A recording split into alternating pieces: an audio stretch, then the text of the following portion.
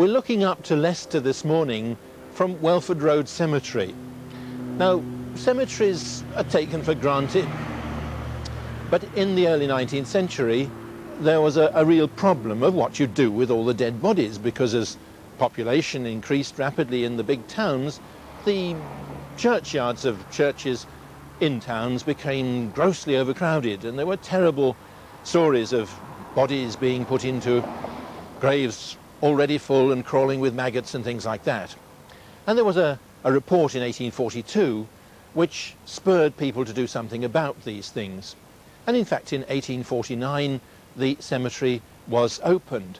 But initially it was proposed as a cemetery for dissenters, that is, not people in the Church of England.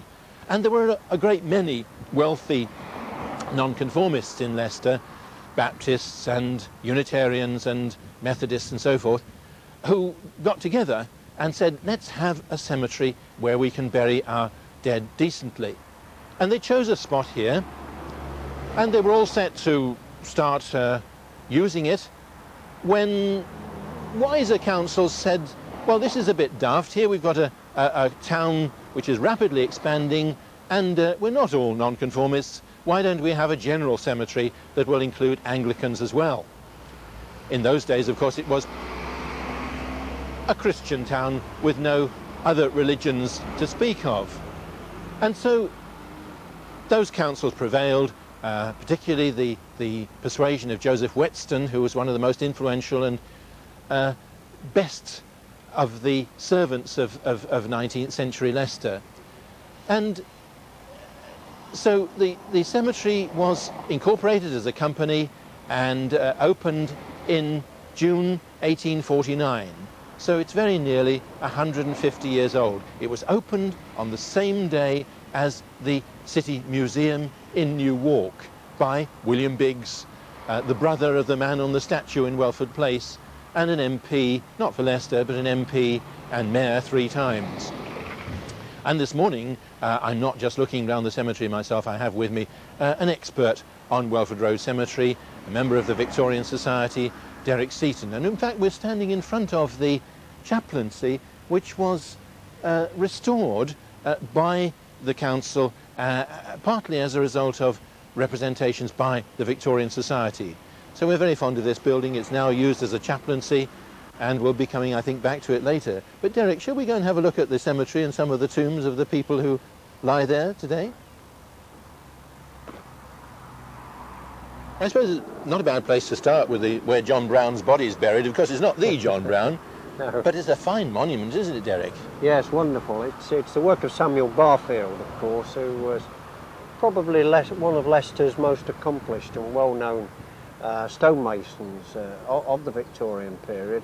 It was he, of course, who did all the intricate detailed stonework on carvings on the clock tower and also on the Midland Bank in Granby Street. Yes, yes. Very fine stonemason. It's a lovely, lovely sculpture, that. It is indeed, yes.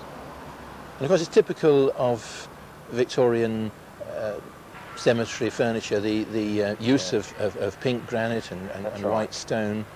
And the other side of the pathway here, we've got several which show the different sort of designs that were used and materials were used.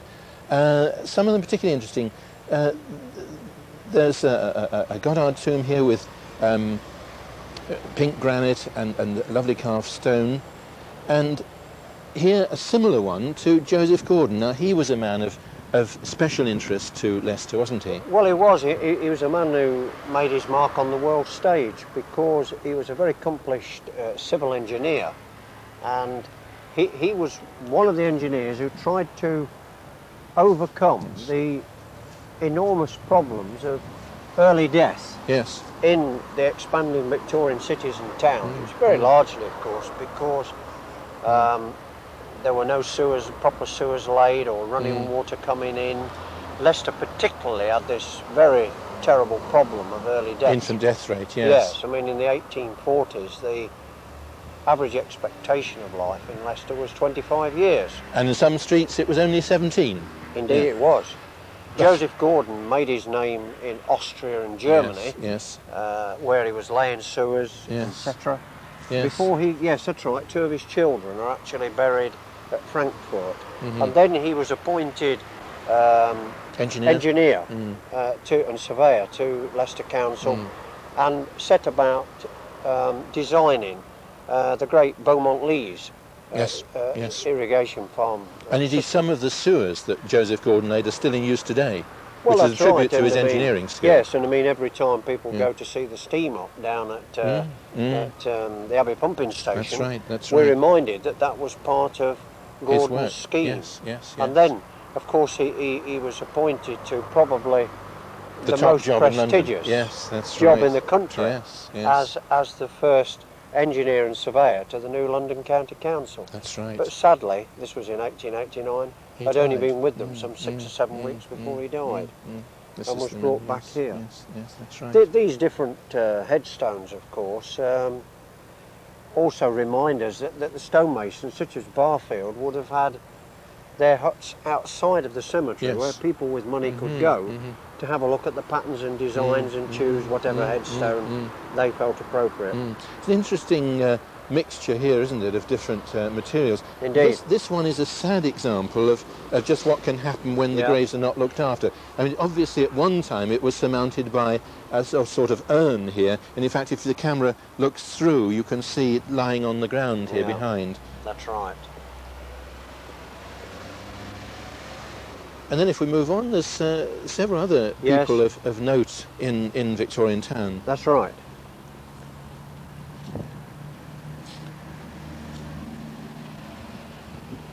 We're somewhere here, there's the grave of George Moore Henton, isn't there? The painter. That's right. He did some beautiful watercolours of Leicester, and you can see them in the museum, of course, and in many other places in Leicester. Somewhere along here. So familiar names, and there's a Wheeler, a very well-known name here in the town.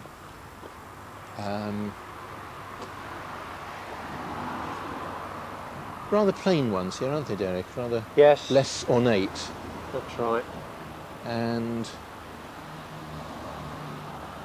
Coleman, Crowhurst, John Henry Cleaver, Foxon, yes, another well-known name.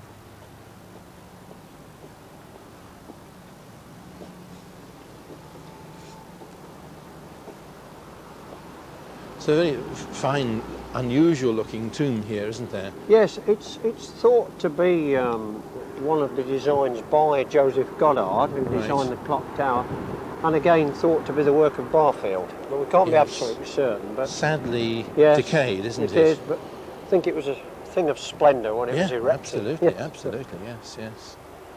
Now, where are we? Here, Henton, here we are. Here's William Henton, George Henton. Here's the artist. Yes. Born 1834, died 1888. No, that can't be him, can it? George Moore Henton at the bottom here. Born January 1881, died April 1924. That's the artist. Yes. He's the artist, yes. Watercolours mainly, I think. Yes. Yeah. Yes. Yeah. And evidently other members of his family here.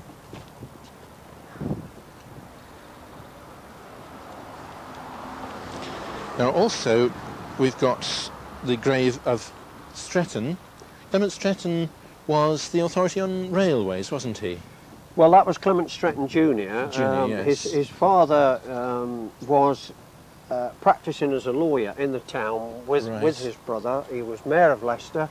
The Strettons lived at Oadby, well, just outside, near to Great Glen. That's why we have Stretton Hall. Oh yes, of course, Stretton Hall. That's where the family lived. Yes, yes. But the son you've mentioned, yes, he was a railway engineer and specialised on behalf of the government, really, in investigating rail accidents and disasters, of which there were many in the early history of the railway. Yes. And it was mainly through his work that an Act of Parliament was passed.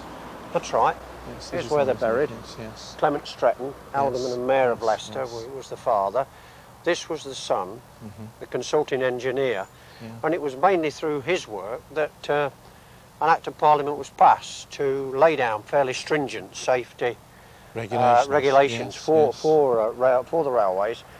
He represented England in the late 1890s in an exhibition in Chicago on railway, and was the author of many books, including the history of the Midland That's Railway. right, that's right. And of course later on we shall come to a grave to two victims of railway Another accidents. son was an architect. Yes. Quite So there's a family. grave later on to victims of a railway accident. isn't That's there? right, a Yeah. disaster that took Yes. place on the railway. There's Yes. somewhere here the tomb of Hewitt of the William Hewitt. No, that's not. I think this is the family of the Hewitts of the Leicester Mercury. Yes. The founders of the Mercury. Yes.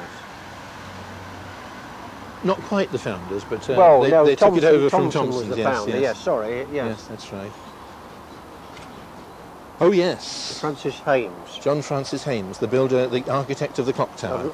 No, Leicester's Town Hall. Of course, the town hall. When they decided, very much through the efforts of John and William Biggs, I think, to get Yes. a new town hall built, Yes. because the old town hall at the Guildhall was much too small, wasn't it? To Yes, indeed. administer the services and yes, have a yes, prison, yes, have, yes. have the police there as well. Mm-hmm. And it was Hames's designs that were chosen ahead of Joseph Goddard and the great Sir George Gilbert That's Scott, right. who actually Yes, came that's third in the right, competition. That's right. Yes. And Hames, of course, decided to build in brick, whereas most of the other architects building the town halls in the north of England were building in stone, using either classical or neo-Gothic style. And the building of Leicester's Town Hall in brick, in that particular style, Queen Anne with some Flemish yes. influence, was the first large civic building in England Yes. to go up I think in it's that rather particular appropriate. style. Rather appropriate that Francis Hames's tomb is also sort of avant-garde. It is indeed. It's sort of Art Nouveau. Aberdeen granite. Yeah, You've got that's the right. sculptor's Yes, name yes, there. yes. There, look, engraved. Yeah, yeah, Quite unusual. yeah. And so many of the well-known names, as I say, of people of Leicester. But lovely aspect here, looking out over the Yes, town there. it is. And some a beautiful, beautifully carved Celtic cross there, which I think we shall come to later on. Yes, we shan't will. Yes. And this, of course, was the place where the Turner's vault was. That's right. This was a huge family vault to the Turner family, alas, demolished. Yes. It was in a dangerous state, I gather, wasn't it? Yes, it was some 30 foot high. It was like a miniature chapel. Right. Again, it was a work of Barfield. Mm-hmm. And sadly had to be taken down because it was dangerous, you know, Right. with pieces of it falling off. Yes. But there are 9 members of the Turner family here, and recorded in the Guinness Book of Records is one Miss Polly Gadsby, who Right. worked for Archibald Turner, Yes. and the record that she held was of the longest period of employment with one firm Yes. in Britain. Yes. She started to work for him at the age of 9. And 9 years finally, old. yes, 9 years old, and finally retired at the age of 95, having given 86 years continuous service. Well, she's got to go and watch for that, I Archibald hope. Turner. So that isn't going to be overtaken, Yes. is No, it? no. Puts the rest of us in the shade, doesn't Doesn't it? My word, yes. Now, somewhere here, haven't we got Barradale, the architect Barradale? Yes. Yes, just a And- little further up. Is it? Right, yes. We've got, Oh, Marshall. yes, George... Sir Sir Herbert, Joseph- Sir Herbert Marshall. Herbert Marshall, Yeah. who was the musician, That's right. sold pianos all over the world and had his own saloon in Leicester. Much travelled man. We've got the globes either That's side right. there. Yes, yes. And he was the founder of the Leicester Philharmonic. And a very flamboyant character. Oh, he and was, The yes. sort of person who relished having a knighthood, wasn't he? Yes, we loved it. Yes, knighted Yes, by that's right. Edward VII, also Mayor of Leicester. Yes. Yes. And you can still see Herbert Marshall's music store written up on Rutland Street, can't It's you? over a shop front Yes, at the that's bottom of Rutland Street. That's Yes, right. It still yes. appears there. And who was the other one I said? Barradale. Isaac Barradale. Isaac Yes, Barradale. He's just a little further Isaac up. Barradale, of course, was an architect, and some people, some authorities locally would say that Barradale was our most important Victorian architect. Yes. In fact, a friend of ours, Richard Gill, went so far as to call his cat Barradale because he was noticed that, yes. Yes. Yes. Now, where is Yes, where's here he Barradale is. got- Here's Isaac Good, Barradale. good, thank you. Isaac Barradale. Sadly, he was only 47 when he died, so he hadn't reached really the height of his profession and success. But he gave us some wonderful buildings. I suppose the one that Leicester people know today, probably to remember this architect by, was Joseph Johnson's store, now Phoenix. Yes, and the building on the other side of the road. Which of was the Market Street. Grenville Hotel, Yep, yes, that's which right, was built by Isaac Barradale, Yes. and then he built his own offices for himself and his architects. In what's known as the English vernacular style, isn't it? That's right, yes, in Greyfriars. That's right. And that style is copied, echoed by so many of the other local architects, particularly in Stoneygut and the west end of town, with domestic architecture. And Leicester's domestic architecture, the houses of well-to-do businessmen, like the who are buried here, were really of a very high calibre. Yes. And they're recognised today as being one of the best in the country. Barradale also laid out a great deal of Stoneygut, didn't he? Streets Yes, that's such as right. St John's Road, where That's right. he built a house and lived himself. Yeah. And Stoneygut Road, and many of those streets around the Stoneygut area were the work of that architect. Yes. Now, is it this one which is a good example of a Gothic? It is anyway, isn't it? Well, yes. I mean, I think there we're looking at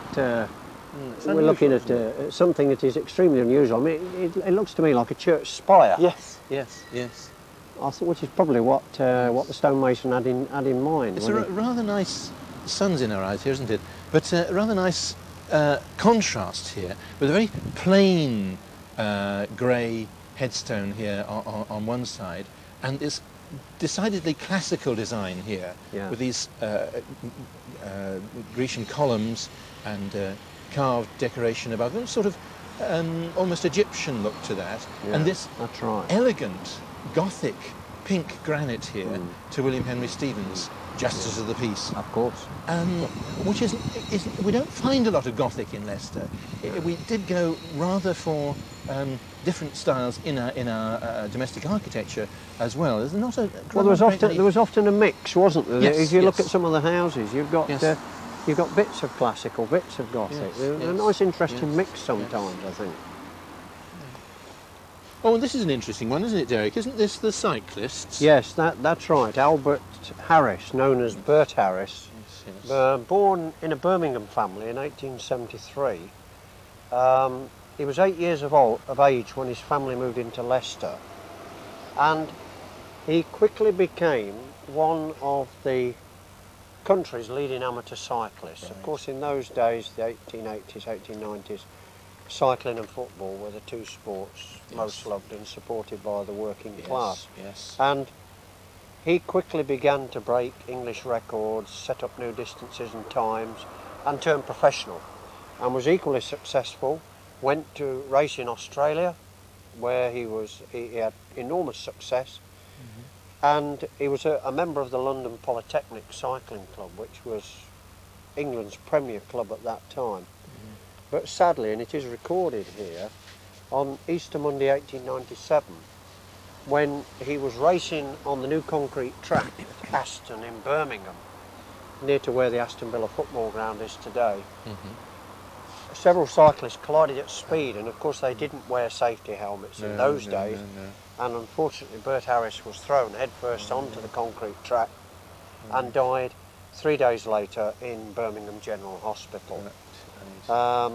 When his funeral took place in Leicester, tens of thousands of people turned out, and they lined the streets all the way from his home at Portsmouth Road in Belgrave right up to the cemetery, and wreaths and tributes came from all over the world in memory of Bert Harris. And there was here a cycle wheel, wasn't there? There was a cycle wheel inside that wreath in stone of laurel. Yeah. And unfortunately the vandals have long since removed that. Yes, rather sad. Well, of course, the whole reflection. cemetery shows the effects of vandalism. Yes, it does, sadly. And the vandalism of the ivy. If we turn the other side of this pathway, I mean, this part is it's beautiful in a way. I mean, there's nothing so lovely as ivy overgrowing ruins and gravestones. But if you want to check your ancestors, you're a bit hard put to it here. Yes, it can be a problem. It's almost a jungle, a wilderness. But we do know that in this part there are some very interesting graves. Oh, there are. And I wonder if we can find the graves of the Fair brothers and the architect. John Flower. John Flower, of course, the artist. And Joseph Whetstone. And Joseph Whetstone. If we can we make through here, do you think?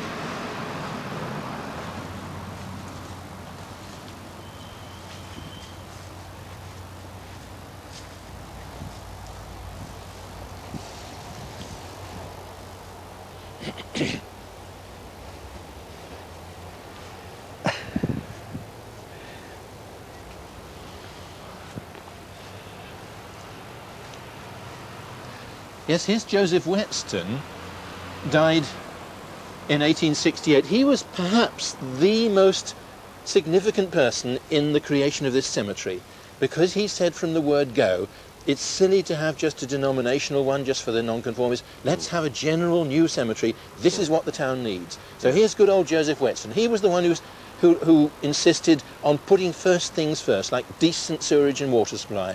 And he's probably one of the most influential people in the whole of 19th century Leicester, and nobody knows about him. Well, that's right. It's a shame, poor old Joseph. And then here we've got John Flower, much more well known, of course, because he was an artist, and many of us have our Christmas cards and our calendars, and maybe, if we're lucky enough, pictures by John Flower on the wall. He was a lovely artist, a beautiful watercolour and sketches.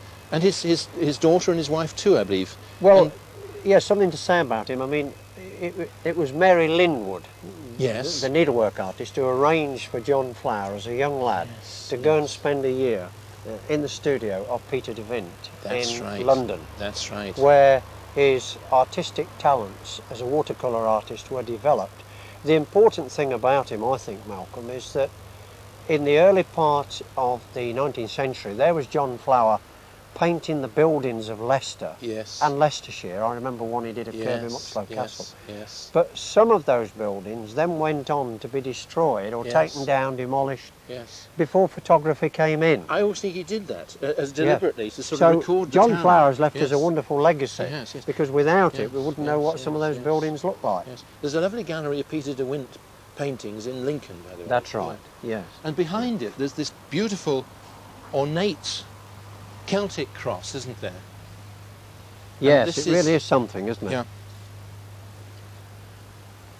And this is to Thomas Fielding Johnson. This is Thomas Fielding Johnson. I'm sure that's a name very well known to so many in Leicester, really, because he was the largest of the worsted spinners, and of course lived at Brookfield on London Road, which is now the Charles Frere School of Nursing. It's part of the De Montfort University campus, and it was Thomas Fielding Johnson, really, at a very late age, he'd passed his 90th birthday, when it was he who thought of the idea of purchasing the building over the road, the former Leicestershire and Rutland mental asylum, with the acres, to give towards the creation of a university college in memory of the men who fell in the First World War. That's right. It's a very generous and foresighted act, really, I think. Yeah. Perhaps we should move back to the top corner of the cemetery now. It's perhaps just worth saying that we can just peek through there to those two monuments, which of course is where John and William Biggs are buried. Right.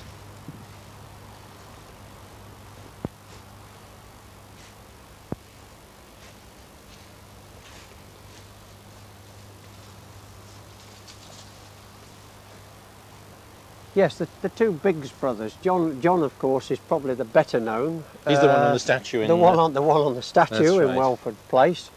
But it was William Biggs who actually opened the cemetery Yes, on the right. 19th of June, Yes. 1849, because he was mayor Yes, of the yes. town on that occasion. Yes, yes. He also opened our first museum in Newark on the Yes, same day. that's right. And in fact, in the very early days, even before Victoria was on the throne, when the new council was formed in 1835-36, it was he who was the most important. That's And right. we owe him our police force for a start in Yes, Leicester.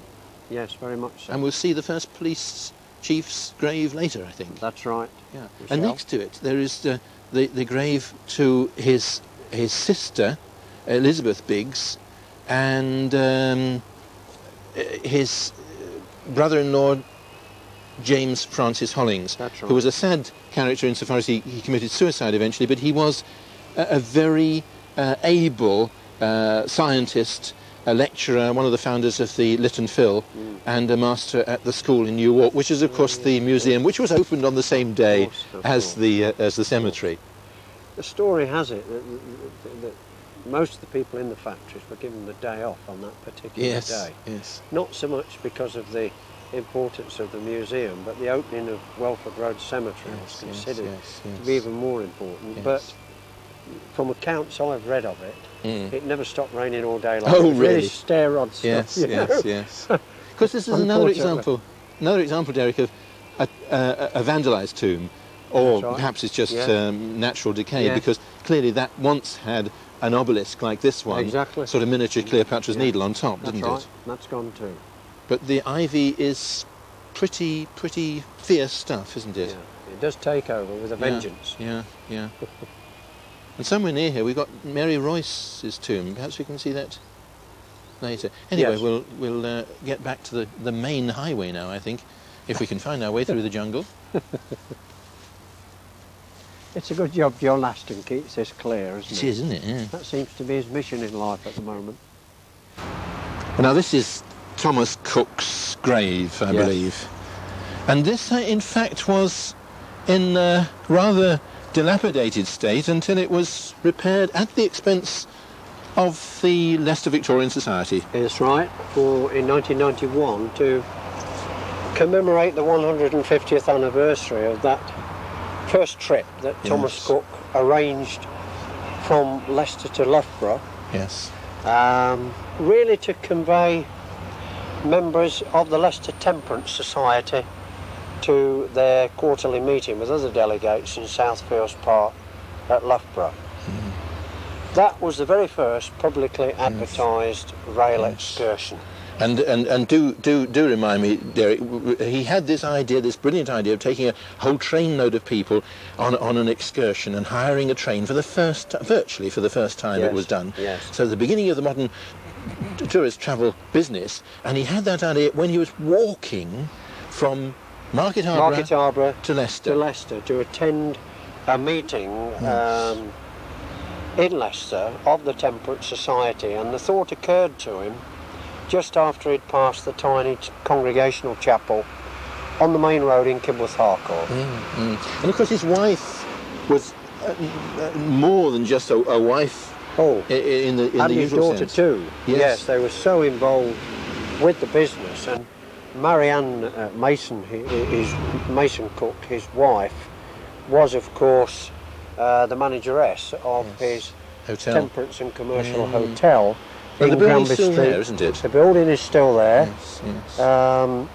The Temperance Hall alongside it has gone, Yes, sadly. yes. People will remember it. It finished its days as the Soldo Cinema in 1961. That's right. So if we can imagine it, Yes. we had the Temperance Hall, the Temperance Hotel alongside it, and their neighbours either side were the Nag's Head and the Wagon and Horses. Yes. All And later- seemed to get on. That's right, yes. And it was so popular, of course, that he had to build the Wyvern Hotel, which many people will remember on the site of Elizabeth House next to... Just below the railway station. That's yes. right, yes. That was his hotel as well. Then, of course, he went on to organise the first trips to Scotland, the first crossing to America, the very first round Europe tour, Yes. including a visit to the battlefield of Waterloo. He was the first person Right. to think of taking a party of tourists to a battlefield site, yes. something which is very common Yes. today. And then, of course, in 1872, when he was age 64, he personally took a small party of 9 other people on the very first round the world tour. Did he really? 222 Yes, days they yes, were away, yes. almost 8 months. Yes. And of course, going back to that very first excursion from Leicester to Loughborough, as you rightly say, that was the beginning of travel and tourism, which is now one of the world's greatest industries. And it all started here with Thomas Cook in Leicester. And of course, it were well-known offices of Thomas Cook. Unfortunately, he died by then, but they were open near the clock tower. Many people will know the Thomas Cook building with that lovely little frieze depicting the lovely history panels. of the... That's right. Yes, they were opened 2 years after his death, but really to commemorate the Golden Jubilee of that first excursion. So he's buried here with his wife and only daughter, Annie Elizabeth. The sad story of Annie dying in her bath. Yes, that was at Thorncroft on which is now the Red London Cross. Road. Yes, now the headquarters of the Leicestershire branch of the British Red Cross Society. He had that built as his retirement home, where he went to live with his wife and daughter in 1879. And then, sadly, 18 months later, one Sunday morning, Thomas Cook found this daughter, then aged 34, drowned in her bath. The inquest showed that she died from inhaling carbon monoxide fumes, but obviously Thomas Cook and his wife were never to get over that terrible tragedy. And there's so many more tombs around here, really splendid monuments. But there's just too much for one look at Welford Road Cemetery, so I'm afraid we'll have to leave it, Derek, until the next Look Up to Leicester, and I hope everybody watching can join us again then.